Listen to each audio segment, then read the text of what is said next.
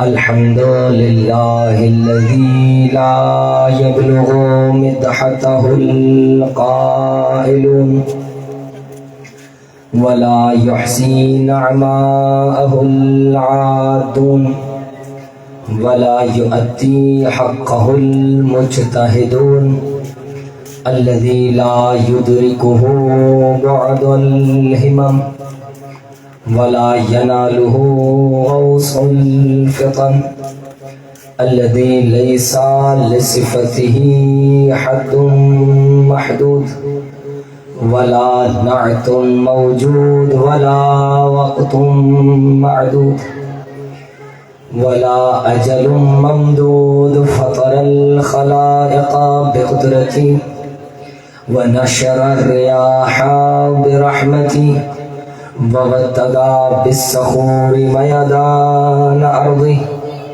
الصلاة والسلام التحية والإكرام على النبي الأمي المكي المدني القرشي الهاشمي أبا القاسم محمد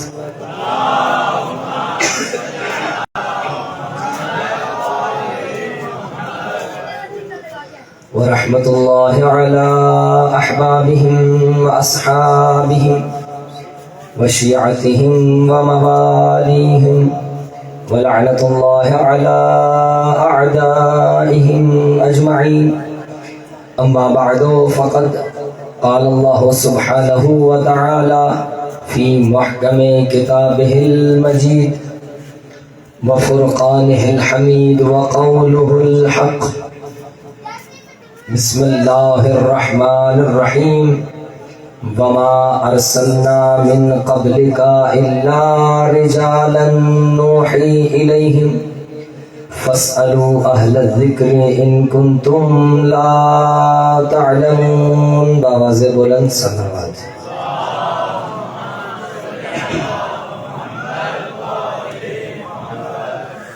حمد و ثنا ہے اس ذات واجب الوجود کے لیے، وہ ذات جو ذہن میں آتی نہیں، فکر میں سماتی نہیں، الفاظ اس کا احاطہ کر سکتے نہیں، دائرے تخیل وہاں تک پہنچ سکتا نہیں، زمانی وہ نہیں، مکانی وہ نہیں، جگہ میں گھرا ہوا نہیں، لائق اشارہ نہیں، قابل تجزیہ نہیں، حلول ممکن نہیں۔ اس لیے اللہ تبارک و تعالیٰ نے چند ہستیوں کو خلق فرما کے انہیں ہمارا ہادی، امام، پیشوا، رہنما بنا کے دنیا والوں کو یہ بتایا، دنیا والوں انہیں دیکھتے چلے جاؤ اور ہدایت کے رستوں کو طے کرتے چلے جاؤ۔ درود و سلام اللہ تبارک و تعالیٰ کی ان برگزیدہ اور مقدس ہستیوں پر جو وجہ تخلیق کائنات ہیں، کہ جن کے وجود بابرکت سے اس کائنات کا وجود ہے۔ سامعین گرامی قدر، علم، شعور اور تشیع کے عنوان سے ہم نے جس سلسلے گفتگو کا آغاز کیا، آج وہ اپنے اختتامی اور آخری مرحلے پر پہنچ چکا، اور اگر ہم اپنی پورا عشر محرم الحرام کا خلاصہ آپ کی خدمت میں عرض کریں تو مسلسل جو میں آیت آپ کی خدمت میں تلاوت کر رہا ہوں، اس میں اللہ رب العزت یہ فرما رہا ہے کہ فَاسْأَلُوا أَهْلَ الذِّكْرِ إِن كُنتُمْ لَا تَعْلَمُونَ، کہ اہل ذکر سے سوال کرو اگر تم نہیں جانتے، اس لیے کہ تمہاری خلقت اور ہے، آل محمد کی خلقت اور ہے۔ کیونکہ جب وہ دنیا میں آتے ہیں تو عالم آتے ہیں، اے انسان جب تو دنیا میں آتا ہے تو جاہل آتا ہے۔ اللہ نے تیرے علم کے لیے اور تیری جہالت کو دور کرنے کے لیے وسیلے بنائے تاکہ تم ان وسیلوں سے علم حاصل کرو۔ اب پہلے مرحلے میں انسان کو جہالت ختم کرنی ہے کہ انسان علم حاصل کرے اور اپنی جہالت کو ختم کرے، اور اگر انسان علم حاصل کر چکا اور پہلے مرحلے میں پہنچ کر انسان نے جہالت کو ختم کر لیا، یعنی انسان نے وہ باتیں سیکھ لیں جو اس کے لیے ضروری ہیں، جو واجبات ہیں ان کو پہچان لیا، جو محرمات ہیں ان سے اپنے آپ کو بچا لیا، تو یہ چیز انسان کی نجات کا باعث بنے گا۔ اب پہلی مرحلے میں علم ضروری ہے، اور پھر تنہا علم کافی نہیں، کیونکہ جب یہ علم انسان کے دماغ سے ہوتا ہوا انسان کے دل اور روح اور وجدان میں اتر جاتا ہے تو پھر انسان باشعور بن جاتا ہے، انسان باشعور بن جاتا ہے۔ اور جب انسان باشعور ہو جاتا ہے، یعنی انسان ان چھوٹی چھوٹی نشانیوں کو دیکھتا ہے اور جس منزل تک اسے جانا ہے اس منزل کی طرف گامزن ہو جاتا ہے۔ اور کل میں آپ کی خدمت میں عرض کر چکا کہ ضروری ہے جس نشانی کے پیچھے آپ جا رہے ہیں وہ نشانی معصوم ہونی چاہیے۔ اگر نشانی خطا کار ہوگی تو آپ کو منزل سے دور کرے گی، منزل پہ نہیں پہنچائے گی۔ لہٰذا اللہ نے جتنے بھی ہدایت کے وسیلے بنائے، ہدایت کے سلسلے میں سارے کے سارے معصوم بھیجے۔ تو بات یہاں تک طے ہو گئی، یہ میری پچھلی ساری گفتگو کا خلاصہ یہ ہے۔ اور پھر جب انسان علم حاصل کر لیتا ہے اور علم انسان کے وجدان میں اتر کے انسان کا شعور بن جاتا ہے، تو جو بندہ باشعور ہوتا ہے وہ اہل آل محمد کے دروازے پہ آ جاتا ہے۔ انسان جب باشعور بن جاتا ہے تو آل محمد کے دروازے پہ آ جاتا ہے، اور جب آل محمد کے دروازے پہ پہنچ کے انہیں اپنا امام مان لیتا ہے تو پھر بندہ شیعہ بن جاتا ہے۔ اللہ اکبر، نعرہ رسالت یا رسول اللہ، نعرہ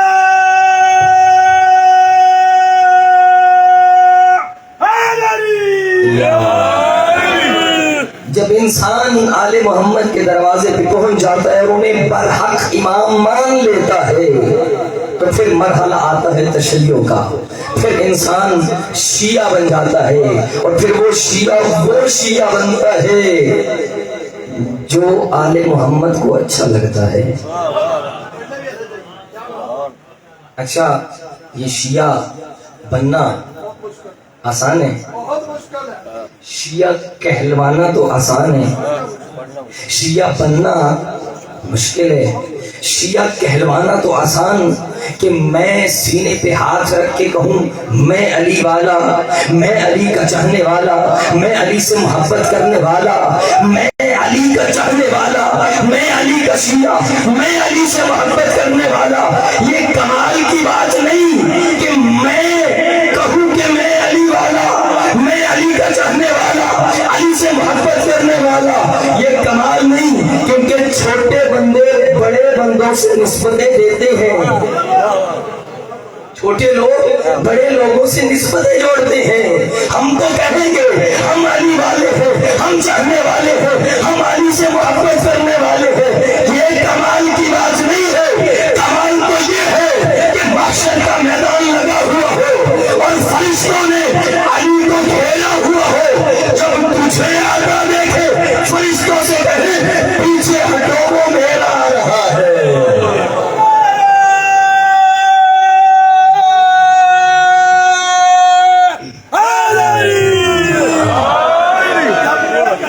وہ شیعہ بنے جس پہ علی کو بھی فخر ہو، وہ شیعہ بنے جس پہ علی بھی ناز کرتے ہوئے نظر آئے۔ یہ میرا چاہنے والا ہے، صرف میں اقرار نہ کروں بلکہ میرے علی بھی کہیں ہاں یہ میرا چاہنے والا ہے، یہی تو مجھ سے محبت کرنے والا ہے، اور پھر علی اس کا استقبال کرتے ہوئے نظر آئیں۔ اس سے بڑا اور رتبہ ہو کیا سکتا ہے شیعہ کے لیے؟ اور یہ شیعہ یہ بہت بڑا لقب ہے۔ جب ہم اپنے آپ کو آل محمد کا چاہنے والا کہتے ہیں، میں علی سے محبت کرنے والا، تو جو جس سے محبت کرتا ہے خود کو اس کے رنگ میں ڈھال دیتا ہے،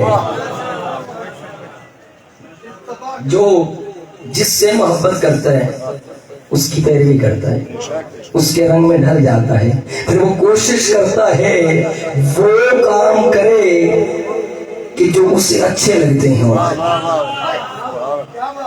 دنیا میں بھی یہ کرتے ہیں نا، جس سے محبت کرتا ہے انسان کوشش کرتا ہے ہر وہ کام کرے جو اسے اس کے قریب کر دے، ہر وہ عمل کرتا ہے جو اسے اس سے قریب کر دیتا ہے. میں جو علی کا چاہنے والا ہوں تو پھر میں بھی تو وہ کروں جو مجھے علی کے قریب کر دے. اچھا، ہم علی کی سیرت بیان کرتے ہیں، بندوں کے ذہن میں سوال ہے، بھائی ہم علی کے چاہنے والے ضرور ہیں لیکن ہم علی کی سیرت کو کیسے اپنائیں؟ وہ تو علی ہیں اور ہم کیسے علی بنے؟ بھائی تمہیں کوئی نہیں کہہ رہا کہ علی بنو، نہ تم علی بن سکتے ہو نہ اس درجے پہ پہنچ سکتے ہو. علی نہیں بن سکتے، سلیمان بھی نہیں بن سکتے، ابو ذر بھی نہیں بن سکتے، مقداد بھی نہیں بن سکتے. یہ بھی تو علی کے چاہنے والے ہیں، یہ بھی تو علی کے شیعہ ہیں، یہ بھی تو علی کے ماننے والے ہیں. پھر ایسا بن جس پہ علی بھی فخر کرتے ہوئے نظر آئے. ایسے بنو کہ جس پہ میرے امام فخر کرتے ہوئے نظر آئے. اور بتاؤں پھر علی کا شیعہ کیا ہوتا ہے؟ جو فرما رہے ہیں نا، آج اختتامی گفتگو ہے کہ علی کا شیعہ ہوتا کیا ہے. آؤ ذرا دیکھو علی کے چاہنے والے. اچھا، ایک واقعہ میں نے آپ کی خدمت میں عرض کیا تھا پہلے کہ ایک چاہنے والے نے جب مولا جعفر صادق علیہ السلام سے اللہم صلی علی محمد کہ مولا میں آپ کا شیعہ ہوں، چاہنے والا ہوں، لیکن ہوں غریب، مال و دولت نہیں ہے، کھانے کے لیے کچھ نہیں، پہننے کے لیے کچھ نہیں. تو مولا نے کیا کہا تھا؟ مولا نے کہا اگر یہ جو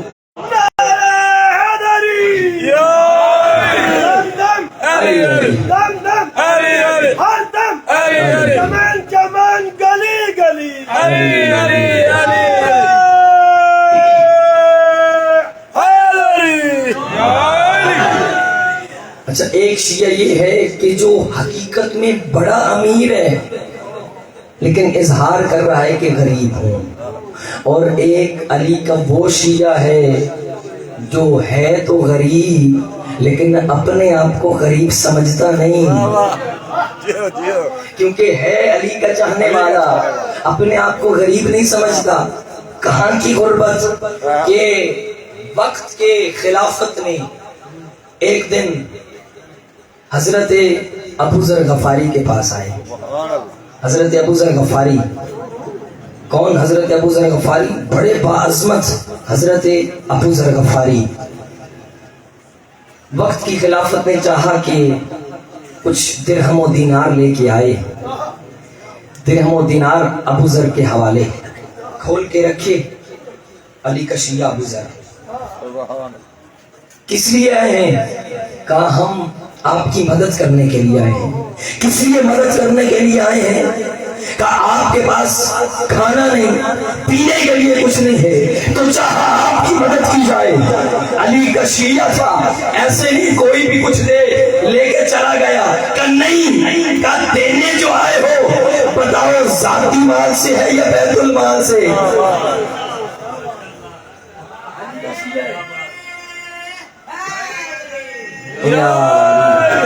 کسی کا حق بھی لیا اور جیب میں ڈالا اور چل پڑا. نہیں، علی کا شیعہ ہے، بتاؤ کس مال سے دے رہے ہو، ذاتی مال سے ہے یا بیت المال سے ہے؟ جب یہ جملہ کہا بیت المال سے ہے، خبردار لے جاؤ اس مال میں. بیت المال پہ تصرف کا حق فقط میرے مولا علی کو ہے، علاوہ کسی کو حق نہیں کہ بیت المال سے مال اٹھائے. امام برحق ہیں. اچھا، بیت المال کا مال نہیں چاہیے، لے گئے واپس لے گئے. اگلے روز پھر آئے اور پھر ہاتھ میں مال لیے ہوئے. ابو ذر تم نے کہا کہ بیت المال کا مال نہیں چاہیے، ہم لائے ہیں اپنے ذاتی مال سے. بندہ ہوتا چلو ذاتی مال ہے، چلو آپ کا اپنی خوشی سے دے رہے ہیں تو دے دو. پھر اگلا سوال، علی کا شیعہ چاہنے والا تب بیت المال کا مال نہیں ہے، اپنے ذاتی مال سے دے رہے ہیں. جب یہ جملہ کہا تو ابو ذر نے پوچھا اچھا اگر یہ دے رہے ہو صرف ابو ذر کو دے رہے ہو یا باقی مدینے والوں کو؟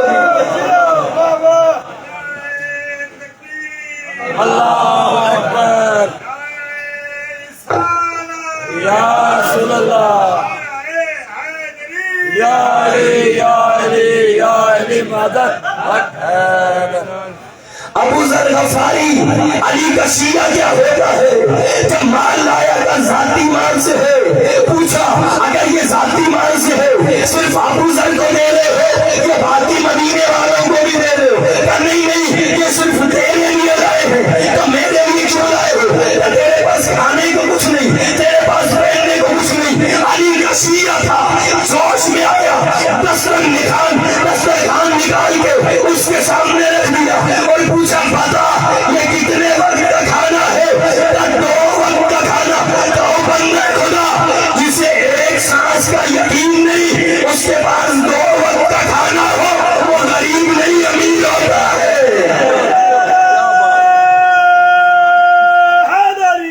یا علی جیو جیو یقین تھا نا، یقین تھا، شیعہ علی تھا کہ جس کے پاس 2 وقت کا کھانا بھی موجود ہے اور نہیں معلوم یہ جو سانس اندر گئی باہر آئے گی کہ نہیں آئے گی۔ انسان مال پہ مال جمع کیا جا رہا ہے، کل کے لیے بچا کے رکھیں، پرسوں کے لیے بچا کے رکھیں۔ اور ایک وقت تھا کہ جب یہ اعلان ہوا کہ قحط پڑنے والا ہے نا، تو ایک تھا شیعہ کمزور ایمان والا، کمزور ایمان والا، 1 سال کی گندم ہے اور قحط 2 سال ہونا ہے۔ گندم 1 سال کی لاد کے اور مولا کے پاس آیا تھا یہ کہنے مولا 1 سال کی تو ہے، اگلے سال کیا کریں گے؟ مجھے فرمایا 1 سال کی ہے لیکن پریشان ہے، دوسرے سال کیا کریں گے؟ لے کے آیا کہ مولا یہ 1 سال کی گندم کو 2 سال میں بدل دیجئے تاکہ 2 سال آرام سے گزارا ہو جائے۔ وہ جو علی کے پاس 1 سال کی گندم 2 سال کی کروانے آیا تھا، ابھی مولا نے اس کا سوال نہیں سنا۔ جب مولا کے دروازے پہ پہنچا تو مولا کے دروازے پہ آ کے رکا تو مولا نے کہا اچھا جا یہ میرے فلاں چاہنے والے کے پاس جانا، ذرا اسے یہ کچھ گندم دے کے آ۔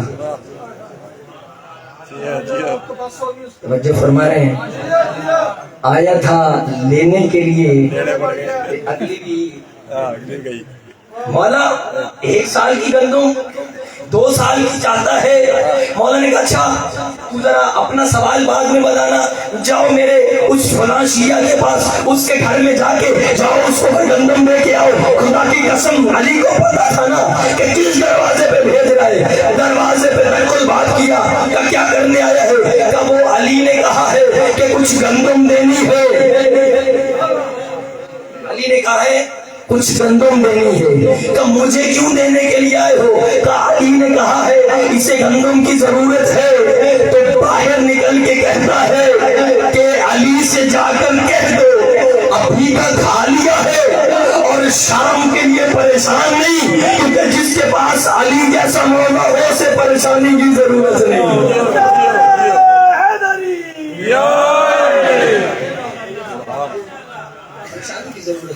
اچھا اسے گندم کی ضرورت نہیں ہے، پھر باہر پکڑی واپس۔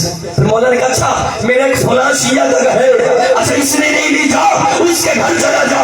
جب اس کا دروازہ کھٹکھٹایا کہ مولا نے کہا گندم لے لے، کہ مولا سے جا کر کہہ دو کہ ابھی کی کھالی ہے اور کل کی پڑی ہوئی ہے، پرسوں اللہ آپ کے صدقے میں عطا کرے گا۔ اللہ آپ کے صدقے میں عطا کرے گا۔ وہ جو بندہ تھا نا، وہ جو 1 سال کی گندم تھی اور 2 سال کی کروانی تھی، وہ جو دیکھا کہ جس کے پاس 1 وقت کا کھانا ہے وہ اتنا مطمئن، اور میرے پاس 1 سال کی گندم میں اتنا پریشان نظر آ رہا ہوں۔ جب واپس پہنچا مولا نے کہا بتا تیرا کیا سوال تھا؟ شرمندہ ہوا کہ مولا نہیں کوئی سوال نہیں، میں مطمئن ہو گیا ہوں۔ اطمینان کتنی بڑی چیز ہے، 1 وقت کا ہے، کل اللہ آپ کے صدقے میں عطا کرے گا، خدا کی قسم۔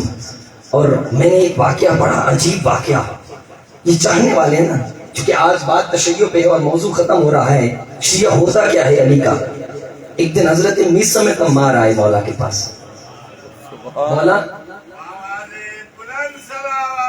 اللهم صل على محمد وآل محمد. کون حضرت میثم تمار؟ وہ میثم تمار کہ پوری کائنات کو جب ضرورت پڑتی تھی وہ علی کے دروازے پہ آتے تھے اور علی خود چل کے میثم کی دکان پہ جاتے تھے اور میثم سے کہتے جا تو کھانا کھا کے علی تیری کھجوریں بیچتا ہے. علی کا شیعہ میثم تمار علی کبھی کبھی دکان پہ آ کے بیٹھا کرتے تھے. بلکہ یوں کیوں نہ کہوں علی کا شیعہ نہیں، عاشق علی میثم تمار. اور جب جو اسے بتایا گیا، اے میثم، مولا نے بتایا اے میثم تجھے میری محبت میں قتل کر دیا جائے گا، تجھے میری محبت میں سولی پہ لٹکایا جائے گا، اور بتایا فلاں کھجور کے درخت پہ تجھے لٹکایا جائے گا. جب مولا نے بتایا کہ فلاں کھجور کے درخت پہ تجھے میری محبت میں لٹکایا جائے گا، میثم روز اسے پانی دیا کرتا تھا. کب وہ کھجور کا درخت بڑا ہوگا، کب میری مولا کی بتائی ہوئی بات پوری ہوگی. یہ ہے علی کا شیعہ. اتنا یقین، علی نے کہہ دیا تو بس کہہ دیا. ایک دن آیا، مولا کچھ ہے نہیں، آج کچھ عطا کر دیجیے. توجہ فرما رہے ہیں، مولا آج کچھ ہے نہیں، بچوں کے لیے آج فاقے ہیں گھر میں، کچھ نہیں ہے، مولا کچھ عطا کر دیجیے. خدا کی قسم روایت کہتی ہے مولا نے مٹی اٹھائی، مولا نے مٹی کا ڈھیلا اٹھایا اور اٹھا کے میثم کے ہاتھ میں دیا.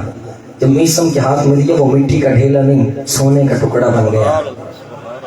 اچھا یہ کوئی عام بات نہیں ہے، بندہ گھبرا جاتی ہے، مٹی کیسے سونا بن سکتی ہے. روایت ہے اگر کوئی مومن کسی دیوار کو اشارہ کرے تو وہ سونا بن سکتی ہے. بندہ ہونا مومن چاہیے. توجہ فرما رہے ہیں، بندہ پکا مومن ہونا تو دیوار کو بھی اشارہ کرے تو وہ سونا بن سکتی ہے. اتنی قوت ہے اللہ نے مومن کو عطا کی. اچھا وہ جو ڈھیلا تھا نا اٹھایا، بتانا چاہ رہا ہوں میثم تمار کون؟ علی کا شیعہ. ہم جیسا ہوتا پورے کا پورا ڈھیلا سونا بن گئے جیب میں، مولا شکریہ آپ نے عطا کر دیا. میثم تمار علی کا شیعہ جب وہ ڈھیلا سونے میں تبدیل ہوا نا، پھر علی کے شیعہ میثم تمار نے ایک پتھر اٹھایا اور پتھر اٹھانے کے بعد اس کو توڑنا شروع کیا. توڑنے کے بعد فقط ایک حصہ اپنے پاس رکھا، باقی وہی چھوڑ کے جانے لگا. علی نے پوچھا اے میثم ابھی شکوہ کر رہے تھے کہ ہے کچھ نہیں، ابھی سونا چھوڑ کے جا رہے ہو؟ کہ مولا جتنی ضرورت تھی اتنا لے لیا ہے.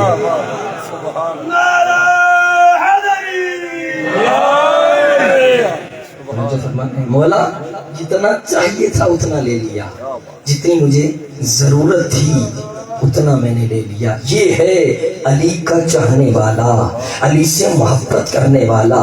اور کوئی علی سے عشق کرے اور علی کی بات نہ مانے، یہ کون سا علی والا ہے کہ جو علی کو تو مانے علی کی نہ مانے؟ اور یہی وجہ ہے کچھ بندے اسی طرح نظر آتے ہیں کہ جب جنت کی بات آئے تو کہتے ہیں جہاں علی وہاں ہم، اور جب عمل کی بات آئے تو کہتے ہیں کہاں علی اور کہاں ہم.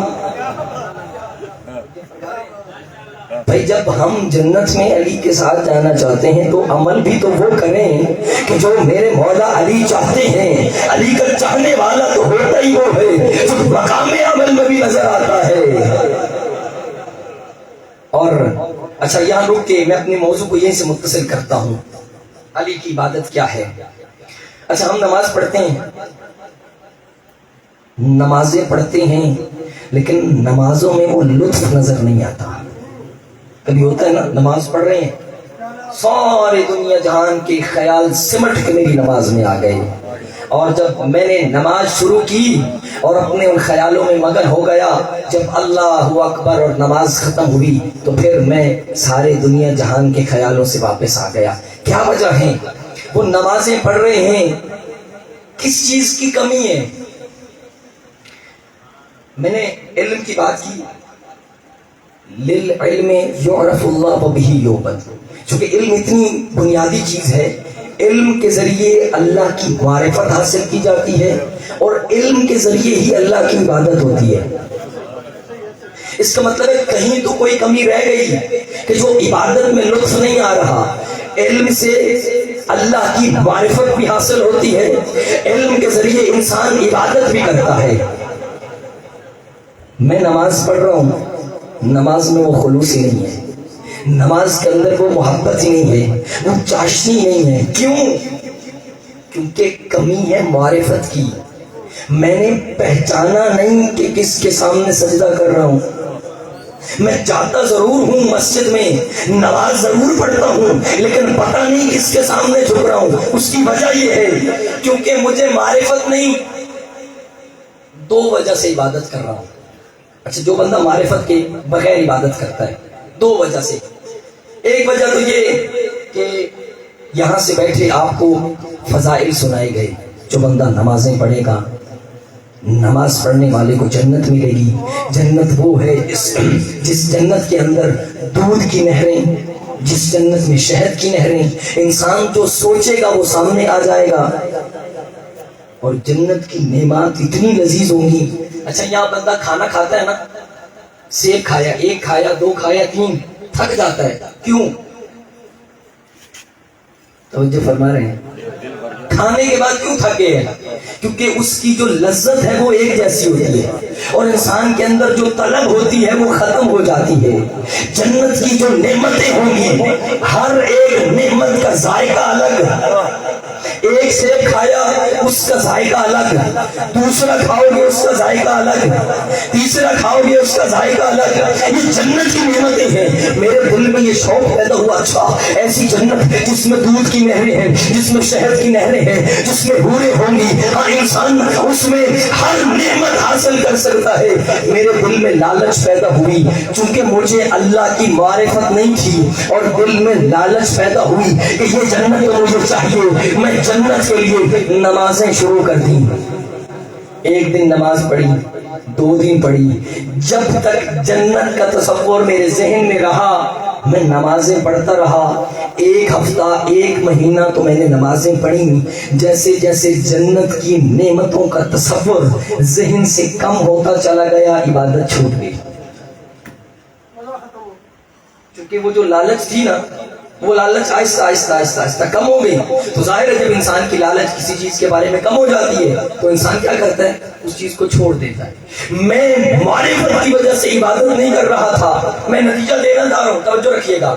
میں معرفت کی عبادت نہیں کر رہا تھا، میں تو لالچ سے عبادت کر رہا تھا۔ میرا وہ لالچ والا تصور ختم ہوا، میں نے عبادت چھوڑ دی، بدلے میں ڈرا دیا اگر نماز نہیں پڑھو گے تو جہنم میں ڈالا جائے گا۔ وہ جہنم جس کا ایندھن لیپ ہے، جس کا ایندھن پتھر ہے، وہاں پانی پینے کو نہیں ملے گا، گرم پانی ہوگا، پیپ ہوگی، کھولتا ہوا پانی دیا جائے گا۔ انسان ڈر گیا، اس جہنم میں نہیں جانا، اس جہنم سے بچنا چاہتا ہے۔ اللہ کی معرفت نہیں ہے، جہنم کے ڈر کی وجہ سے انسان نے عبادت شروع کی۔ ایک دن نماز پڑھی، دو دن پڑھی، ایک ہفتہ، ایک مہینہ، جب تک جہنم کا ڈر ذہن میں تھا نمازیں پڑھتا رہا۔ جب جہنم کا ڈر ختم ہوا، عبادت چھوڑ دی۔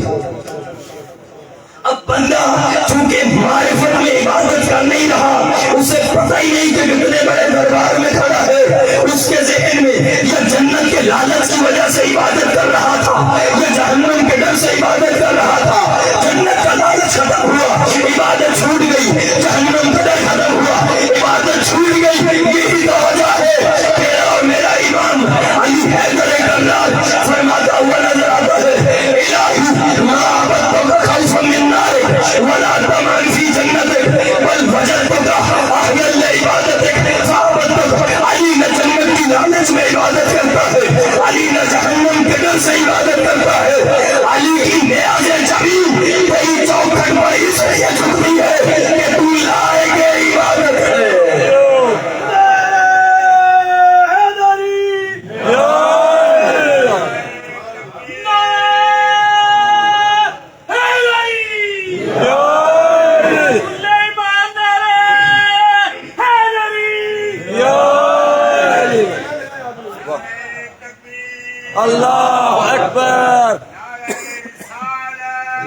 رسول اللہ یا علی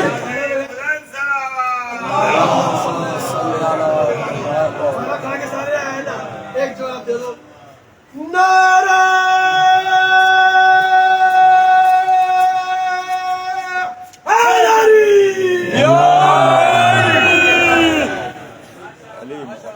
کیسی عبادت؟ فرمایا کہ علی نہ جنت کی لالچ میں عبادت کرتا ہے، چونکہ جو لالچ میں عبادت کرتا ہے یہ تاجروں کی عبادت ہے، اور جو جہنم سے ڈر کے عبادت کرتا ہے یہ غلاموں کی عبادت ہے۔ علی نہ تاجروں والی عبادت کرتا ہے، علی نہ غلاموں والی عبادت کرتا ہے، علی تو جھکتا اس لیے ہے کہ تو لائق کی عبادت ہے۔ اور علی دن میں ایک دن میں 1000 رکعت پڑھتے ہیں، واجب بھی پڑھتے ہیں، مستحب بھی پڑھتے ہیں، اور اتنی عبادت کرتے ہیں، اتنی عبادت کرتے ہیں، اور پھر فرماتے ہوئے نظر آتے ہیں کہ علی تیری عبادت کا حق ہی ادا نہیں کر سکا۔ جتنی تیری نعمتیں ہیں، یہ تو سلیقہ ہے نا انسانوں کو سکھانے کے لیے، کیا اتنی عبادت کے باوجود کہتے ہیں علی تو عبادت کا حق ادا نہیں کر سکا۔ علی جب اتنی عبادت کر کے کہہ رہے ہیں حق ادا نہیں کر سکا، بندہ کیا تم اپنے رب کی عبادت کا حق ادا کر پائے گا؟ اچھا، کتنی نعمتیں اللہ نے دی ہیں، کبھی تصور کیا اللہ کی کتنی نعمتیں؟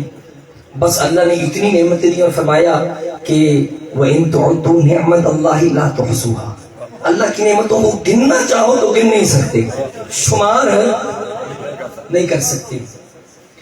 اچھا عبادت کر رہے ہیں، یا عبادت میں 2 قسم کے بندے ہیں، یا تو اگر مجھے اللہ کی بارگاہ میں آنے کا موقع مل گیا، یا تو میں اپنی عبادت پہ غرور کرتا ہوا نظر آؤں گا، یا اگر میں نے عبادت کر لی تو میں اللہ سے اجر مانگتا ہوا نظر آؤں، میرا اللہ میں جو اتنا بڑا عبادت گزار ہوں میرا اجر کیا ہے؟ خدا کی قسم میں نے جب یہ واقعہ پڑھا تو رونگٹے کھڑے ہو گئے انسان کے۔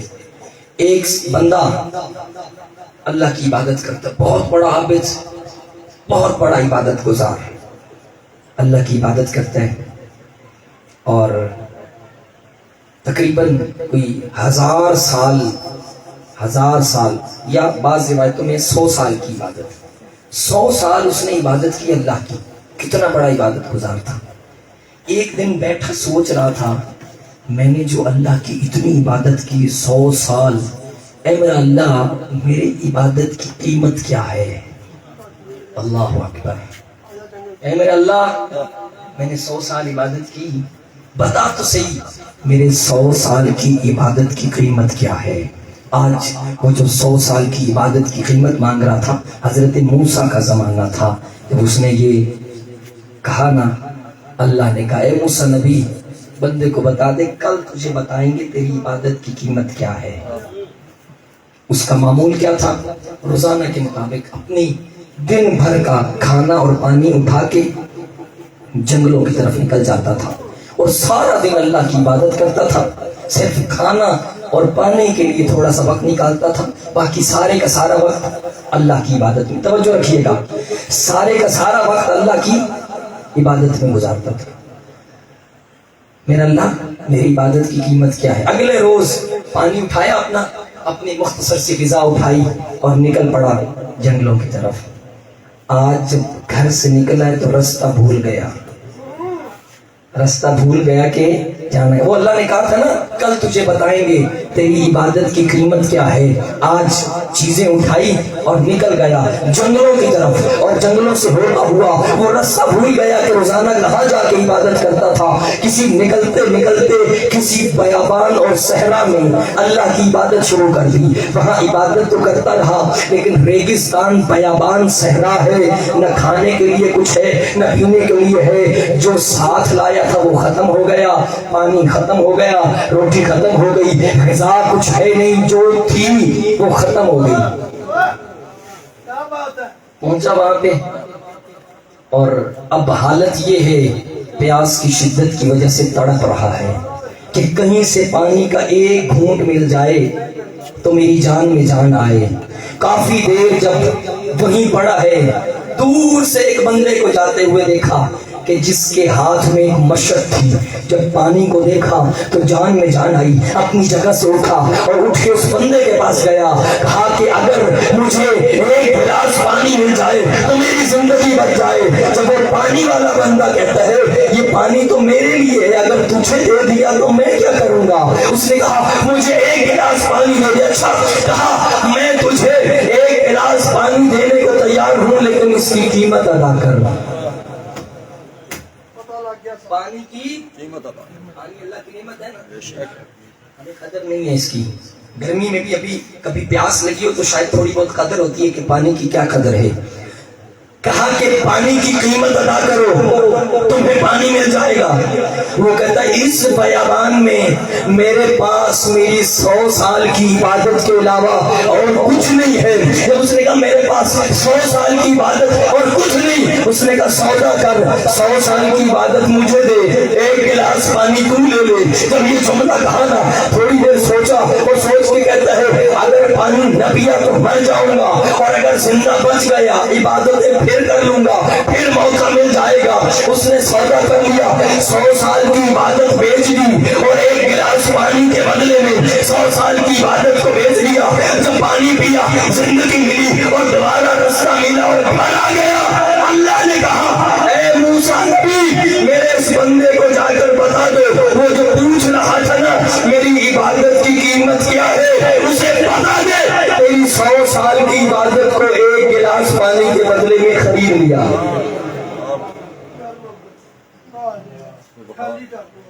100 سال کی عبادت اللہ کی اس ایک نعمت کے بدلے میں ختم ہو گئی. وہ جو کہہ رہا تھا نا میں نے تو اتنی نمازیں پڑھی، اللہ مجھے اتنی کیا عطا کرے گا اس کے بدلے میں؟ کہا تیری 100 سال کی عبادت کو اللہ نے ایک گلاس پانی کے بدلے میں خرید لیا. اور جب اسے بتایا گیا نا وہ جو تیرا جملہ تھا نا، اس جملے کی وجہ سے تیری پکڑ ہو گئی. رویا اس وقت، گڑ گڑایا میرا اللہ میں کہہ بیٹھا، مجھے نہیں کہنا چاہیے تھا. اس وقت خلوص کے ساتھ ہاتھ اٹھا کے اور آنکھوں سے آنسو بہہ گئے نا، جب دل سے دعا مانگی اور آنکھوں سے ایک قطرہ نکل گیا. پھر میرا اللہ کہتا ہے اے موسیٰ نبی، میرے اس بندے کو کہہ دے تیری 100 سال کی عبادت تو ہم نے ایک گلاس پانی کے بدلے میں خرید لی، لیکن جو تو نے ایک آنسو کا قطرہ بہا دیا بدلے میں 1000 سال کی عبادت تجھے دے دی. اللہ اکبر، یا رسول اللہ، یا علی. بدلے میں تجھے کوئی خلوص کے ساتھ آئے تو صحیح، یہ اللہ کی بارگاہ میں کوئی آئے تو صحیح خلوص کے ساتھ. وہ اللہ تو چھوٹی چھوٹی نیکیاں قبول کر کے بڑے بڑے گناہ معاف کر دیتا ہے. میرے دوستوں آئے ہو نا اس محرم میں، اگر یہ دیکھنا چاہتے ہو ہم نے 10 دن عزاداری کی، ہماری یہ عزاداری قبول ہوئی یا نہیں ہوئی. 10 دن کے بعد پھر اپنے گریبان میں جھانک کے سوچنا، جو حسین کے ایام آنے سے پہلے جو برائیاں کرتا تھا اگر چھوڑ دی ہیں تو سمجھ جاؤ تمہاری عبادت قبول ہو گئی ہے، تمہاری عزاداری قبول ہو گئی ہے. اور اگر میں جیسے آیا تھا آج ویسے ہی جا رہا ہوں، وہی گناہ بھی کرتا ہوں، وہی جھوٹ بولتا ہوں، وہی غیبت کرتا ہوں، پھر میں نے حسین سے لیے ہی کچھ نہیں، میں نے اپنی عبادت اور عزاداری سے کچھ نہیں لیا. اگر انسان، اور میں جملہ کہا کرتا ہوں یہ محرم صرف لباس بدلنے کا نام نہیں، محرم کردار بدلنے کا نام ہے. کوئی تو ہو تم میں سے جو حر بن کے جائے. حسین تو اب بھی حر بنانے کو تیار ہے، کوئی حر بننے کو تیار تو ہو جائے، کوئی اپنے گناہوں سے نکلے تو صحیح. وہ اللہ بڑا کریم ہے. اور انسان کبھی کبھی ذہن میں سوچتا ہے میرا اللہ میں نے جو اتنی عمر گزار دی تیری نافرمانیوں میں، پتہ نہیں اب میرا اللہ مجھے قبول بھی کرے گا کہ نہیں کرے گا.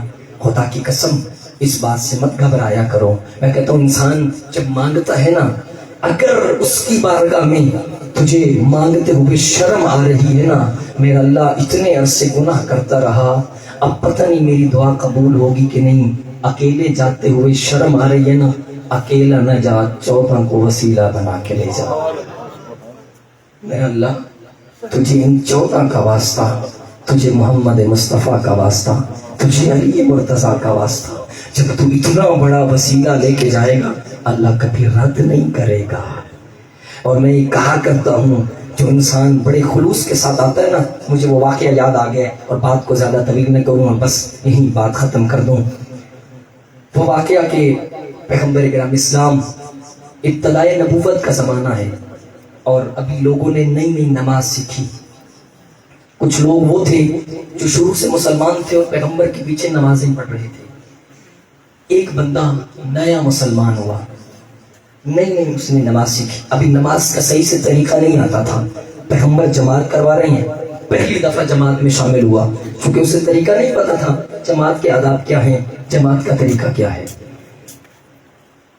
پہلی دفعہ جماعت میں شامل ہوا، پیغمبر کرام اسلام نماز پڑھائے جا رہے ہیں اور ایسی سورہ کی تلاوت کی جس میں فرعون کا تذکرہ تھا کہ فرعون کہتا تھا انا ربکم الاعلی، کہ میں تمہارا سب سے بڑا خدا ہوں۔ فرعون خدائی کا دعویٰ کرتا تھا۔ وہ بندہ جو نیا مسلمان ہوا تھا نا، اس کے ایمان نے جوش مارا اور نماز کی حالت میں اونچی آواز میں کہتا ہے کذب عدو اللہ، اللہ کا دشمن جھوٹ بولتا ہے، یہ جو دعویٰ کر رہا ہے نا خدائی کا، یہ جھوٹا ہے۔ چونکہ اسے نہیں پتا تھا کہ نماز میں بولتے نہیں ہیں، نیا ایمان تھا، محبت نے جوش ماری، نماز میں اونچی آواز میں بول بیٹھا۔ جب نماز ختم ہوئی، نماز ختم ہونے کے بعد پیغمبر نے لوگوں کی طرف رخ کیا، ابھی پیغمبر نہ بولے تھے تو کچھ وہ جو پرانے نمازی بیٹھے تھے نا، اس نئے نمازی کو کہتے ہیں آ جاتے ہیں نماز پڑھنے کے لیے، طریقہ آتا نہیں ہے، پہلے کم از کم نماز تو سیکھو۔ پیغمبر خاموش ہیں اور وہ پرانے لوگ، وہ پرانے نمازی نئے نمازی سے کہہ رہے ہیں آ جاتے ہیں نماز پڑھنے، پتہ ہے نہیں نماز پڑھنے کا، پہلے طریقہ سیکھ لیتے ہیں۔ معاف کرنا، کوئی نیا ماتمی آئے نا حلقے میں، وہ جو پرانے ماتمی ہوتے ہیں نا، سائیڈ پہ ہاتھ پکڑ کے پائے، تیرا تو ہاتھ ہی نہیں ملتا ہم سے، یار ذرا سائیڈ پہ ہو جا، خدا کی قسم آؤ ذرا طریقہ سیکھو۔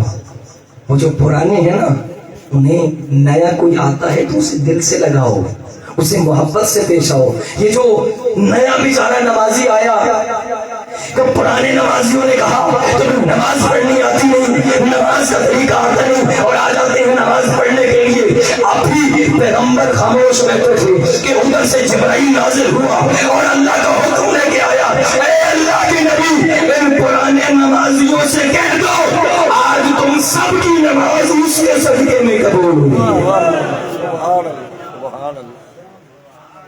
خدا کی قسم وہ محبت دو۔ کوئی آیا ہے اللہ کی بارگاہ میں، تم کون ہو اس کا محاسبہ کرنے والے؟ انسان خود اپنا محاسبہ کرے گا۔ آ گیا اللہ کی بارگاہ میں نا، جب سجدہ کرے گا، جب اسے عبادت میں لطف آئے گا تو وہ سجدہ کرے گا۔ وہ ایک دفعہ آئے گا، اسے وہ محبت ملے گی، وہ پھر آئے گا، وہ پھر آئے گا اس کی بارگاہ میں۔ اور پھر میں کہتا ہوں اس کی بارگاہ میں جو جتنی دفعہ آتا ہے نا، کبھی بندہ بیزار ہو جاتا ہے اس بات سے، دعا مانگ رہا ہے میرا اللہ عطا کر دے، میرا اللہ عطا کر دے۔ کوئی بندہ عرصہ ہو گیا دعا مانگ رہے ہیں اور دعا قبول نہیں ہوئی، بندہ کہتا ہے میرا اللہ میری تو سنتا ہی نہیں ہے، میں تو مانگ مانگ کے تھک گیا ہوں، تو میری سنتا ہی نہیں ہے۔ خدا کی قسم کبھی ایسے جملے نہ کہا کرو، وہ اللہ وہ جو اتنا عرصہ ہو گیا تجھے مانگتے ہوئے، وہ اللہ تجھے پسند کرتا ہے کہ تو مانگتا رہے میری بارگاہ سے، دیتا ضرور ہے۔ اللہم صلی علی محمد۔ اور یہ دعاؤں کے اندر ایک ہے، کوئی دعا رد نہیں ہوتی، ہو سکتا ہے قبولیت میں دیر ہو اور اللہ جانتا ہے، ہو سکتا ہے جو ابھی مانگ رہے ہیں نا ابھی اس کے لیے اچھا نہ ہو، اور کبھی ایسا ہوتا ہے اللہ دے دیتا ہے بندے کو پتہ ہی نہیں چلتا، بندہ کہتا ہے میری تو دعائی قبول نہیں ہوئی، نہیں وہ اللہ دیتا ضرور ہے، کبھی کسی رنگ میں دیتا ہے کبھی کسی رنگ میں۔ اور جو دعائیں بندے کی دنیا میں پوری نہیں ہوتی نا، خدا کی قسم روایت لکھی ہوئی ہے جب انسان قیامت میں دیکھے گا نا اور ان دعاؤں کا انبار لگا ہوا دیکھے گا اور پوچھے گا یہ کیا ہے، کہ یہ تیری وہ دعائیں ہیں جو دنیا میں قبول نہیں ہوئی، اس وقت وہ حسرت کرے گا اے کاش دنیا میں میری کوئی دعا قبول ہی نہ ہوئی۔ اللہ اکبر۔ یا رسول اللہ یا علی اللہ صلی علی محمد و آل محمد۔ بس اس کی بارگاہ سے جب آؤ مانگنے کا سلیقہ آنا چاہیے۔ وہ اللہ تو کہتا ہے جب یہ بھولا بھٹکا بندہ جب کبھی اس کی بارگاہ میں آ کر کہتا ہے نا اے میرے اللہ، تو آواز آتی ہے۔ بندہ ایک دفعہ اللہ کو پکارتا ہے 10 دفعہ آواز آتی ہے لبیک یا عبدی لبیک یا عبدی۔ او میرا بندہ تو نے آنے میں دیر کی ہے، میں تو تیرا انتظار کر رہا تھا۔ میرا بندہ کب آئے گا، اپنے گناہ کی معافی مانگے گا، میں اسے معاف کر دوں گا۔ وہ اللہ بڑے بڑے گناہوں کو معاف کر دیتا ہے، کوئی معافی مانگنے والا تو ہو۔ اور خدا کی قسم وہ اتنا غفور الرحیم ہے، جب یہ واقعہ میں نے پڑھا تو انسان تعجب کرتا ہے وہ اللہ کتنا کریم ہے۔ وہ واقعہ بھی ہے کہ جب قحط ہو گیا اور قحط سالی کی وجہ سے بارش نازل نہیں ہو رہی تھی، لوگ حضرت موسیٰ کے پاس آئے، اے اللہ کے نبی دعا کرو اللہ بارش برسا دے۔ جب حضرت موسیٰ نے دعا کی نا، آواز رب العزت آئی، اے میرا موسیٰ نبی، میرا کوئی ایسا گناہ گار بندہ ہے نا اس کی وجہ سے بارش نازل نہیں کر رہا، اور جب تک یہ جگہ چھوڑ کے نہیں جائے گا نا اس وقت تک بارش نہیں برساؤں گا۔ اے میرا اللہ اتنا گناہ گار ہے، ایک بندے کی وجہ سے بارش نازل نہیں کر رہا، اور حکم آیا جب تک یہ چھوڑ کے جائے گا نا بارش نازل نہیں ہوگی۔ جب موسیٰ نبی نے کہا گناہ گار ہے جس کی وجہ سے بارش نازل نہیں ہو رہی، موسیٰ نبی نے کہا اے میرا اللہ تو مجھے اس کا نام بتا، میں اس کا ہاتھ پکڑ کے اسے نکال دوں گا۔ خدا کی قسم آواز رب العزت آئی، اے موسیٰ نبی میں نے نام بتا دیا، میرا بندہ بدنام ہو جائے گا؟ نام نہیں بتایا، اے موسیٰ نبی نام بتا دیا، میرا وہ بندہ بدنام ہو جائے گا۔ خدا کی قسم موسیٰ نبی واپس آئے اور اعلان کیا تم میں کوئی گناہ گار شخص رہتا ہے، اللہ اس کی وجہ سے بارش نہیں دے رہا۔ جب یہ جملہ کہا نا لوگوں نے بھی کہا موسیٰ نبی ہمیں نام بتائیے ہم ہاتھ پکڑ کے نکال دیں گے۔ مسکرا کے کہا جب اللہ نے مجھے نہیں بتایا میں تمہیں کیسے بتا دوں؟ خدا کی قسم موسیٰ نبی کو نہیں بتایا، وہ بندہ اسی میں بیٹھا سن رہا تھا کیا میرا اللہ کہ تو اتنا کریم ہے، میں تیری نافرمانیاں کرتا رہا لیکن تو نے میرا نام موسیٰ نبی کو نہیں بتایا۔ اسی محفل میں وہ بندہ بیٹھا تھا، جب کانوں پہ آواز پڑی نا میرا نام اللہ نے موسیٰ نبی کو بھی نہیں بتایا، وہیں کہتا ہے میرا اللہ اب تک جو پردے رکھتا آیا ہے نا، اگر اب اٹھ کے چلا گیا تو بھی تو لوگوں کو پتہ چل جائے گا گناہ گار میں ہوں۔ اب تک تو پردے رکھتا آیا ہے نا، اب بھی پردہ رکھ لے، میں تجھ سے وعدہ کرتا ہوں آئندہ کے بعد تیری نافرمانی نہیں کروں گا، کوئی گناہ نہیں کروں گا، آج تو معاف کر دے، آئندہ میں گناہ نہیں کروں گا۔ خدا کی قسم بندہ اٹھا کوئی نہیں، بارش نازل ہونے لگ گئی، اور جب قحط ختم ہو گیا نا موسیٰ نبی نے سوال کیا او میرے کریم اللہ تو کہہ رہا تھا کوئی گناہ گار بندہ ہے جب تک چھوڑ کے جائے گا نہیں میں بارش نازل نہیں کروں گا، بندہ اٹھا ہی کوئی نہیں، تو نے بارش نازل کر دی۔ میرا اللہ کا آواز جواب آیا اے میرے موسیٰ نبی اس وقت وہ گناہ گار تھا، اب وہ توبہ کر کے میرا محبوب بندہ بن گیا۔ کوئی آئے تو صحیح، کوئی مانگے تو صحیح اس سے، وہ اللہ تو عطا کرنے کو تیار ہے۔ آؤ پھر مانگنے کا طریقہ سیکھنا ہے تو کربلا والوں سے سیکھو۔ آج کی یہ رات شب عاشور، اور یہ میں گفتگو یہاں اس نتیجے پر اس لیے لے کے آیا کہ انسان جب اپنے آپ کو شیعہ آل محمد کہلاتا ہے تو حق یہ بنتا ہے پھر جب ہماری بات آئے تو معصوم فرماتے ہیں ہمارے لیے فخر کا باعث بنو، ہمارے لیے ننگو آر کا باعث نہ بنو۔ کوئی تمہیں دیکھ کے کہے کہ ایسا شیعہ ہوتا ہے، ظاہر ہے جب شیعہ ایسا ہوگا اس کا امام کیسا ہوگا، نہیں تمہیں دیکھ کے لوگ تمہارے امام کی تعظیم کو جھک جائے۔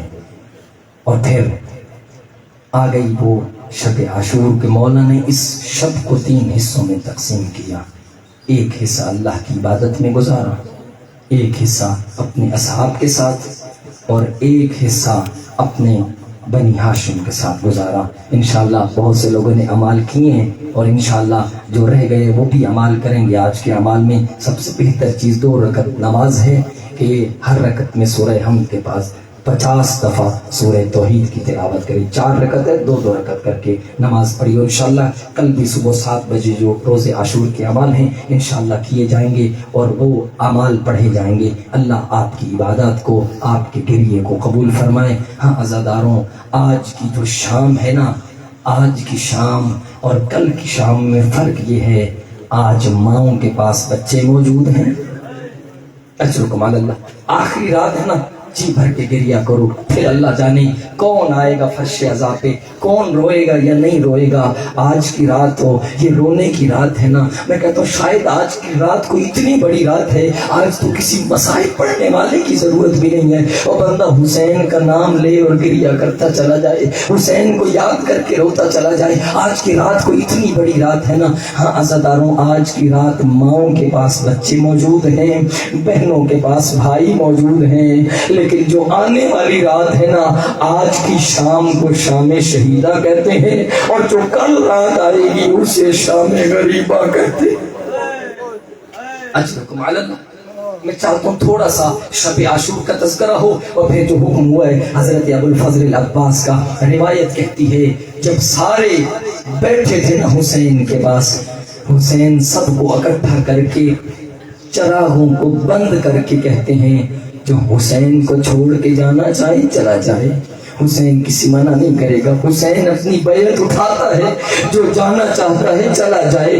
حسین کو چھوڑ کے حسین اپنی بیعت اٹھاتے ہیں. اور روایت کہتی ہے حسین نے کہا اگر کسی کو جاتے ہوئے شرم آتی ہے نا، میں چراغوں کو بند کر دیتا ہوں، کسی کو پتہ ہی نہیں چلے گا، اٹھ کے چلا جائے گا. اور روایت کہتی ہے پھر جب چراغوں کو بجھایا گیا کوئی اٹھ کے نہ گیا. پھر مولا نے باری باری نام لینا شروع کیا. اے حبیب جانا چاہتا ہے تو چلا جا، اے زہیر ابن خین جانا چاہتا ہے تو چلا جا، ان کی دشمنی حسین سے ہے تمہارے ساتھ نہیں ہے. اور باری باری اصحاب کے نام لیے. اصحاب نے کہا مولا ہمیں اللہ 100 جانیں عطا کرے، ہم وہ ساری حسین پہ قربان کر دیں، ہم تجھے چھوڑ کے نہ جائیں گے. روایت یہ کہتی ہے ابھی جو ایک دفعہ چراغ کو بند کیا گیا، میں نے ایک روایت پڑھی، اس چراغ کو بند کرنے پہ ایک شخص اٹھ کے گیا جس کا نام علی ابن مظاہر تھا. وہ اٹھا اور اٹھ کے بعد چونکہ مولا نے یہ اعلان کیا تھا نا تو جانا چاہتا ہے چلا جائے، کل وزارتیں تقسیم نہیں ہوں گی، کل شہادتیں تقسیم ہوں گی، اور میں اپنے اقربا کے ساتھ آیا ہوں. کل ہماری شہادت کے بعد ہمارے خیموں کو جلا دیا جائے گا، ہماری بہنوں کو اور ہمارے بچوں کو، ان بچیوں کو اسیر کر لیا جائے گا، ہماری اہل بیت کو قیدی کر کے کوفہ اور شام کے بازاروں میں پھیلایا جائے گا. جب یہ جملہ کہا نا، وہ شخص اپنی جگہ سے اٹھا، اپنی بیوی کے خیمے میں آیا اور آ کر کہتا ہے کہ ابھی حسین کہہ رہے تھے کل شہادت کے بعد خیمے جل جائیں گے، بیویوں کو قید کیا جائے گا. تجھے میں تیرے باپ کے گھر چھوڑ کے آتا ہوں، میں تو یہی ہوں، لیکن تجھے تیرے باپ کے گھر چھوڑ کے آؤں، اپنے پردے کو بچا. یہ جملہ کہنا تھا نا، مومنہ تھی، اس نے دیوار کو اپنی لکڑی پہ دے مارا اور روتی کہتی ہے علی تو نے میرے حق میں انصاف نہیں کیا، میری چادر رسول کی بیٹی کی چادر سے زیادہ قیمتی تو اجرکم علی اللہ. میری چادر زینب کی چادر سے زیادہ قیمتی تو نہیں ہے. بس عزاداروں، آ گیا وہ دن، آ گیا وہ. اسی شب عاشور میں روایت کہتی ہے کہ جب حضرت ابو الفضل العباس بیٹھے تھے نا، اس وقت مولا حسین نے عباس کو دیکھ کے کہا عباس اگر تو بھی جانا چاہتا ہے تو حسین کو چھوڑ کے چلا جا، اور اکیلا نہیں، بہنوں کے ہاتھ پکڑ اور بہنوں کو بھی ساتھ لے کے چلا جا. اور جب یہ جملہ کا نا روئے عباس اور رو کے کہتی مولا کیسے چلا جاؤں، پاپا نے آج کے دن کے لیے تو مانگا تھا. اجرکم علی اللہ. اللہ آپ کے رسول کو قبول کرے. خدا کی قسم وفا ناز کرتی ہے ابو الفضل العباس پہ. روایت کہتی ہے چونکہ بی بی سیدہ نے خود کہا تھا کہ میرے جانے کے بعد نکاح کیجیے گا. روایت کہتی ہے پھر جناب عقیل سے مولا نے کہا اے عقیل کسی بہادر خاندان سے رشتہ تلاش کرو. تاکہ اللہ مجھے ایک بہادر بیٹا عطا کرے جو کربلا میں حسین کے کام آئے۔ روایت کہتی ہے بڑا شجاع تھا یہ کلابیہ خاندان، اور اس خاندان سے جس بیٹی کا انتخاب کیا گیا ان کا نام فاطمہ تھا، ام البنین نام نہیں تھا، نام فاطمہ تھا۔ روایت کہتی ہے جب شادی ہوئی نا، پہلے دن بطول کی چوکھٹ پہ قدم رکھا، اور قدم رکھنے کے بعد شہزادوں نے استقبال کر کے کہا اماں گھر تشریف لائیے۔ روایت کہتی ہے چوکھٹ پہ رک گئی اور رک کر دیا جنت البقیع کی طرف، اور کہا اے رسول کی بیٹی گواہ رہنا، میں ماں بن کے تو نہیں آئی، میں تو قمیض بن کے آئی، میں ماں بن کے نہیں آئی، میں تو قمیض بن کے آئی ہوں۔ جب یہ جملہ کہا نا، روایت کہتی ہے اس وقت سے لے کر جب تک زندہ رہی قمیض بن کے رہی۔ اور روایت کہتی ہے نام چونکہ فاطمہ تھا نا، علی جب فاطمہ کے نام سے بلاتے تھے، ایک دن جناب فاطمہ کلابیہ علی مرتضیٰ کے پاس آئی اور آ کر کہا اے علی مجھے فاطمہ کہہ کے نہ بلائیے کیجیے، کیوں؟ کیا فاطمہ نام اچھا نہیں ہے؟ کا نام تو اچھا ہے، آپ جب مجھے فاطمہ کے نام سے بلاتے ہیں آپ تو گھر سے چلے جاتے ہیں۔ یہ زینب اور حسین اپنی ماں کو یاد کر کے بڑی دیر تک روتے رہتے ہیں۔ اس وقت علی نے انتخاب کیا ام البنین۔ ام البنین کہتی ہیں بیٹوں کی ماں کو اللہ نے 4 بیٹے عطا کیے تھے اور چاروں کربلا میں حسین پہ قربان کر دیے۔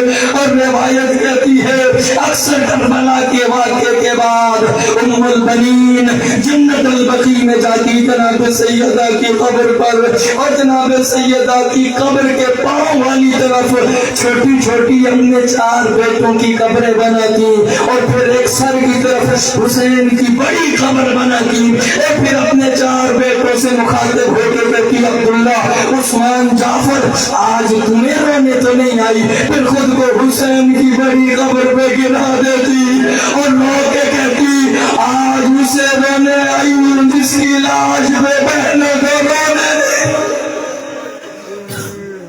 اجرکم علی اللہ، میں تو اسے رونے آئی ہوں جس پہ کوئی رویا نہیں، جس پہ بہنیں بھی جی بھر کے روئی نہیں، پس ازاداروں پھر آ گیا وہ وقت اللہ نے عباس کا بیٹا عطا کیا۔ اور ایک روایت میں نے پڑھی ہے کہ جب اللہ نے یہ بیٹا عطا کیا نا، زینب کبریٰ اپنے ہاتھوں پہ اٹھا کے کہہ رہی تھی اللہ کرے یہ عباس ہو، اللہ کرے یہ عباس ہو۔ اٹھایا، خدا کی قسم وہ وقت آیا عباس نے جوانی میں قدم رکھا۔ روایت کہتی ہے ہم شکل علی تھے ابو الفضل عباس، اور روایت ہے نا آپ نے سنا ہے علی اکبر ہم شکل پیمبر بیٹا تھے۔ امام حسن اور حسین بھی رسول کے شبیہ تھے، لیکن آدھی آدھی شبیہ تھی، آدھی شبیہ امام حسن تھے، آدھی شبیہ امام حسین تھے، لیکن جو اللہ نے اکبر جیسا بیٹا دیا نا سر سے پاؤں تک رسول کی شبیہ تھی۔ علی اکبر شبیہ پیغمبر تھے اور عباس شبیہ علی تھے۔ روایت کہتی ہے جب گلیوں میں چلا کرتے تھے نا بندے اپنے کاموں کو چھوڑ کے رک رک کے زیارت کیا کرتے تھے۔ ایک منظر وہ آیا جب دونوں جا رہے ہیں نا، روایت کہتی ہے جناب عباس نے سر جھکایا ہوا ہے اور جناب عباس سر جھکایا ہوا ہے، اور جب علی اکبر نے پوچھا چچا سر کیوں جھکایا ہوا ہے، رو کے کہتے ہیں تم ہم شکل پیغمبر ہے، میں کیسے تیرے سامنے اپنا سر اٹھاؤں، تو ہم شکل پیغمبر بیٹا ہے۔ بس ازاداروں آ گیا وہ وقت، عاشورہ کا دن آیا، اصحاب چلے گئے، انصار چلے گئے، سارے جوان چلے گئے۔ روایت کہتی ہے اور جب اس میدان میں یا حسین زندہ رہ گیا یا ابو الفضل عباس تھا، یہ 6 مہینے کا اصغر تھا نا، اس وقت آئے ہیں مولا اور آ کر کہتے ہیں آقا اب اجازت دے دیجئے، اب یہ دل تنگ ہو چکا ہے نا۔ جب یہ روایت کہتی ہے جب اجازت مانگنے کے لیے آئے، مولا حسین نے کہا انت صاحب لوائی، تو میرا علم بردار ہے، تجھے کیسے اجازت دے دوں۔ اور جب یہ جملہ دہرایا عباس نے دائیں دیکھا پھر بائیں دیکھا، کہا مولا وہ فوج کہاں گئی، مولا وہ فوج کہاں چلی ہے جس کا میں نمبردار تھا؟ اب تو وہ نہ فوج رہی نہ کوئی جوان بچہ ہے، مولا اجازت دیجیے۔ اجازت نہیں ملی نا، روایت کرتی ہے پانی ختم ہو چکا تھا، چھوٹے چھوٹے بچے ہاتھوں میں مشکیزیں اٹھائے اللہ تش کی صدائیں دے رہے تھے۔ عباس جو اس خیمے کے قریب سے گزرے جس خیمے میں مشقیں پڑی تھی، چھوٹے چھوٹے بچے اور خود کو مشقوں پہ گرا رہے تھے اور شاید کوئی پانی کا قطرہ آ جائے۔ ابھی جو سکینہ کھڑی تھی نا اور کہتی ہے اب میں اپنے چچا کو کہوں گی وہ پانی لائے گا، اور سکینہ وعدہ کرتی ہے پہلے تمہیں پلائے گی پھر علی اصغر کو پلائے گی۔ روایت کرتی ہے جب یہ منظر دیکھا نا، روایت کرتی ہے کہ سکینہ سے کہا اے سکینہ اپنے ہاتھ سے مشق میرے گلے میں ڈال دو اور شاید تیرے بابا اجازت دے دے۔ روایت کرتی ہے عباس جھکے اور مشق کو گلے میں ڈالا اور چچا کا ہاتھ پکڑا اور بابا کی خدمت میں آئے۔ حسین نے جب یہ منظر دیکھا دیکھ کے کہا سکینہ تجھے بھائی پیارا ہے، تیرا 6 مہینے کا ہے، میرا 32 سال کا جوان ہے، اور تیرا 6 مہینے کا میرا 32 سال کا جوان ہے۔ اور روایت کہتی ہے ابھی تو یہ جملہ دہرایا پھر حسین نے کہا سکینہ آج چچا کو بھیج رہی ہے، کل چچا کو بڑا یاد کرے گی جب شمر کے تماشے اور پھر چچا کو بڑا یاد کرو گی۔ بس عزادارو آ گیا وہ موقع، حسین نے جنگ کی اجازت نہ دی، ایک نیزہ ایک مشکیزہ اٹھایا کہ جاؤ بچوں کے لیے پانی بھر کے لاؤ۔ روایت کہتی حسین نے کہا جاؤ خیموں میں باری باری سب کو ودا کر کے آؤ۔ اب وہ وقت آیا کہ عباس ودا کرنے کے لیے جب خیموں میں آئے، روایت کہتی ہے جب زینب کبریٰ کے خیمے میں گئے سر جھکائے کھڑے ہیں اور کچھ بول نہیں رہے۔ جب زینب کبریٰ نے یہ منظر دیکھا عباس جا رہے ہو، عباس جا رہے ہو، کوئی جملہ نہیں کہا بلکہ پکار کے کہا عباس تمہیں میں ایک وہ واقعہ سناتی ہوں۔ کون سا واقعہ؟ کہا کہ جب بابا کوفہ میں حاکم بن کے آئے تھے نا اور جب خلافت ملی تھی میں نے بابا کے ساتھ سفر کیا اور میرے بابا پھر رستے میں مجھے بتا رہے تھے بیٹا یہ رستہ کوفہ جاتا ہے، یہ رستہ شام جاتا ہے، اور میں کہتی تھی بابا یہ رستے تو بیٹوں میں بتائے جاتے ہیں اور میں تو آپ کی بیٹی ہوں۔ شاید کوئی وقت آ جائے تجھے سفر کرنا پڑے، اور میں سوچا کرتی تھی جس کے 18 بھائی جس کا عباس بیٹا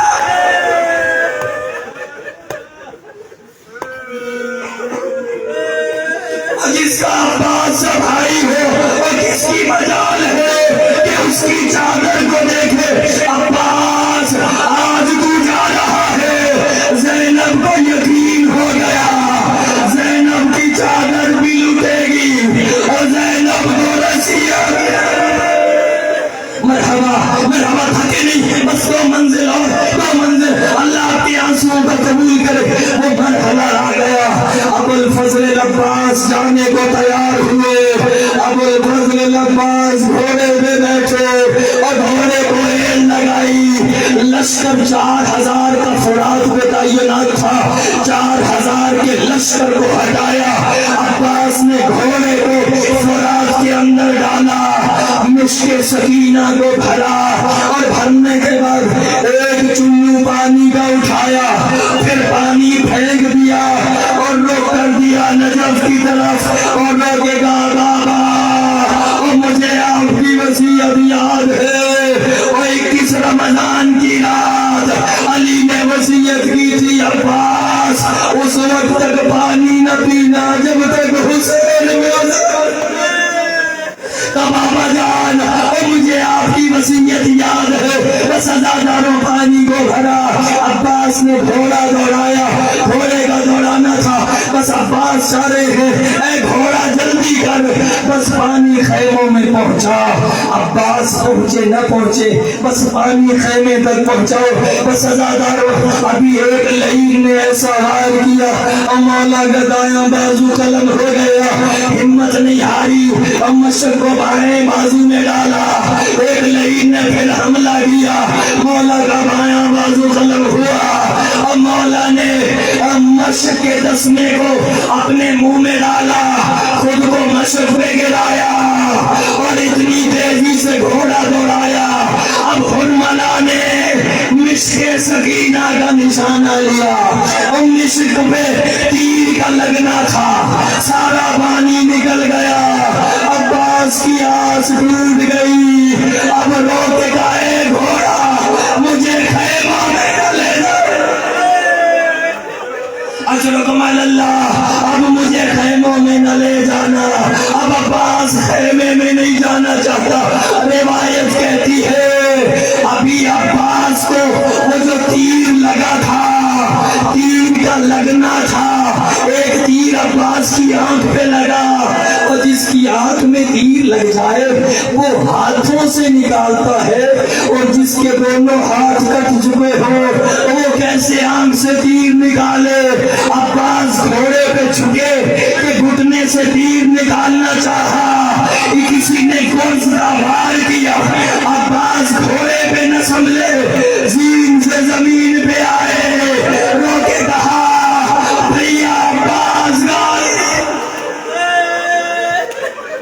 مرحبا، اللہ آپ کے آنسو کو قبول کرے، تھکے نہیں، آنکھی بھر کے میرا دل چاہ رہا جی بھر کے گریہ کرو۔ بس عزادارو ابھی جو حسین نے آخری سلام سنا، حسین اٹھے اپنی جگہ سے اور کئی دفعہ بیٹھے اور رو کے کہا الان انکسر ظہری، عباس کمر ٹوٹ گئی۔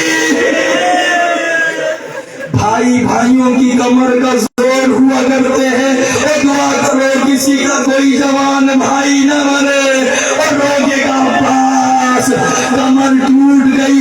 روایت کہتی ہے ابھی جو عباس کے لاشے پہ آئے، جو ابھی تک نہیں رویا، جملہ سننا، مولا نے ایک اتنا درد بھرا جملہ کہا اور مرثیہ پڑھ کے کہتی ہیں عباس آج کے بعد سوئیں گی وہ آنکھیں جو تیرے ڈر سے جاگا کرتی تھی، اور آج کے بعد اس زینب کو نیند نہیں آئے گی جو تیرے پہرے میں سوئے۔ آج کے بعد ان آنکھوں کو نیند نہ آئے گی جو تیرے پہرے میں سویا کرتی تھی۔ عباس کے سر پہ اٹھایا، اپنے زانوں پہ رکھا۔ روایت کہتی ہے مولا سر زانوں پہ نہیں رکھتے، پھر سر نیچے پھینک دیتے ہیں، زانوں پہ رکھتے ہیں، عباس پھر سر نیچے رکھ دیتے ہیں۔ کہا عباس اپنا سر میرے زانوں پہ کیوں نہیں رکھتے؟ روکی کا مولا ابھی تو میں زمین سے زمین پہ آیا ہوں اور میرا سر آپ رکھ رہے ہیں، ابھی تھوڑی دیر کے بعد جب آپ نیچے آئیں گے کون آپ کا لاشا اٹھائے گا اور کون آپ کا سر رکھنے جانے۔ آخری جملہ بس تیاری کر لو، میں ختم کر چکا مسائل۔ بس عزادارو روایت کہتی ہے مولا نے کہا اے مولا میرا لاشا خیموں میں نہ لے جانا، اور میں سکینہ سے وعدہ کر کے آئی تھی، وعدہ کر کے آیا تھا کہ پانی لاؤں گا، اب میرا لاشا نہ لے جانا مولا، بس آخری وقت میں اتنا چاہتا ہوں، ایک آنکھ میں تیر ہے، ایک آنکھ میں خاک ہے۔ مولا نے تیر نکالا، خاک کو صاف کیا، ابھی جو خاک کو صاف کرنا تھا آخری زیارت کی اپنے مولا کی، اور عباس دنیا سے جب گئے خالی مشک اٹھائی، خالی مشکیزہ، حسین خیموں کی طرف گئے، لے آؤ بھائی لے آؤ۔ آخری جملہ سنو، اب جب خالی علم دیکھا تو رو کے کہا سکینہ نے اینا اینا عباس، میرا چچا عباس کہاں؟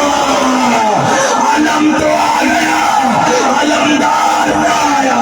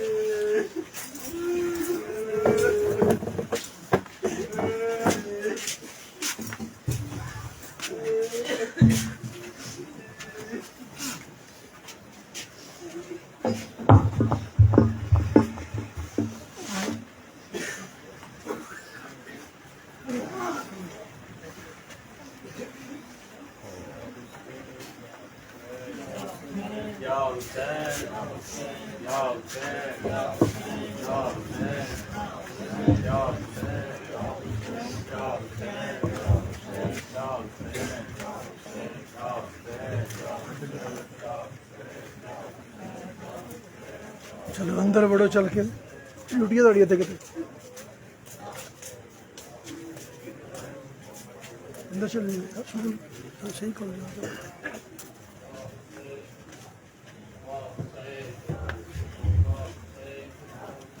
زہرا جائیاں